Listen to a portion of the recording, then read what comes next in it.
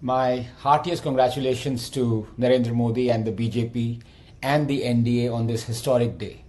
To take oath as the Prime Minister for a third successive term, an occurrence that has transpired after 60 years, quite remarkable. I am confident he will provide a stable, secure government for the next 5 years. But in many ways, this historic 2024 mandate has made Prime Minister Modi's job arduous. How does one formulate a policy, shore up one's resolve, promulgate an ordinance, pass an act that will do justice to the faith of 1 billion people that they have bestowed on a man not once, not twice, but for a third successive time? In one pan lies this faith, this intangible that goes beyond data and delivery. What must be laden on the pan opposite? Can faith be balanced with a little bank reform or a promise of a pothole-free national highway or the cleaning of a tributary or clerical easing in setting up a shop or a business or a ceremonial cutting of bureaucratic red tape? One can balance out demand, sure, but how does one balance out faith? The toilets have been made, all 120 million of them.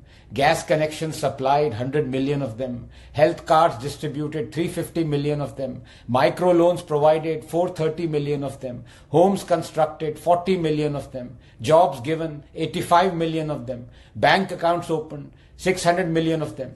Indians are healthier, wealthier, wiser. They're traveling faster, cheaper. They're living safer, longer, being defended better. Inequality has decreased. Stock market is at its highest ever. What does one do now? A little more of the same? More toilets, more schools, more gas cylinders? Would that balance the faith? Welfarism is a necessity for a developing country, and so it must be. That said, to commit to welfare and then to realize it is not a difficult decision for any government to make. Every politician is elected on the promise of delivering welfare. But there comes a tipping point, and sooner or later, that point is reached first by those who elect and not by those who are elected. There is only so many toilets to be made, so many taps to be connected, so many bank accounts to be opened. And once they are, the voters need something more than the basic amenities. That time has come. That time has come for Prime Minister Modi to stop discrimination against 1 billion Hindus, discrimination that is legal, social, educational and constitutional. To address this issue later would be too late. Quite possibly, it already is.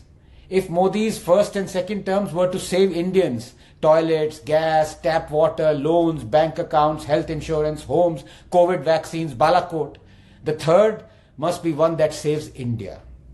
And India cannot be saved if Hindus aren't. The Hindus do not ask for appeasement, they never have. The Hindus do not even mind if people belonging to other religions are appeased. All the Hindus ask for is that the discrimination carried out against them be ebbed, if not stopped altogether. Is that too much to ask? The proverbial Hindu Rashtra, a rhetorical, derisory reference to the dawn of 2014 coined by the left to guilt-trip Indians into believing that they were now living in a fascist state where Muslim rights were being stomped upon by brown-shirted, goose-stepping Hindutva soldiers, has just celebrated its 10th anniversary. 10 years of apathy and inaction, of prejudice, of constitutional and judicial discrimination, not against Muslims, but against Hindus. To those who claim we are now living in a totalitarian Hindu Rashtra, one must ask, what kind of a Hindu Rashtra is this where 1 billion strong Hindus have been through our parliament, courts, education system and our constitution reduced to not just second class but rather 8th class citizens? What kind of a Hindu Rashtra is this where Durga Puja and Garba celebrations are stoned with impunity, where a sitting Prime Minister claims minorities have the first claim to resources? What kind of a Hindu Rashtra is this where Hindus are forced to be refugees in their own land, where one can resettle or settle 40,000 Rohingya Muslims, but not 700,000 Kashmiri Hindus, the land's original inhabitants, where the judiciary says not once but twice that it is too late to prosecute those who raped, murdered and ethnically cleansed Hindus? What kind of a Hindu Rashtra is this where Hindu temples are exclusively controlled by the state and Hindus must beg for Waqf land to celebrate their festivals? What kind of a Hindu Rashtra is this where the Right to Education Act discriminates only against Hindus and their schools, forcing thousands of them to shut down?